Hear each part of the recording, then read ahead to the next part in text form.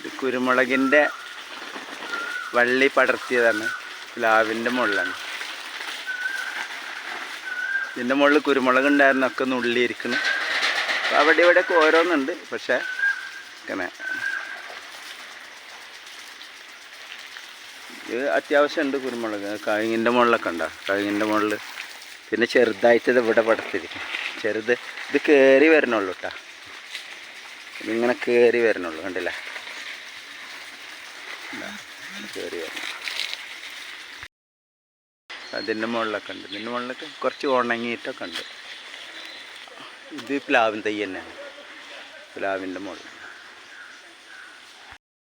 കുരുമുളക് അതിൻ്റെ മുകളിൽ നിന്നൊക്കെ എടുത്ത് പൊട്ടിച്ച കുരുമുളകാണിത്.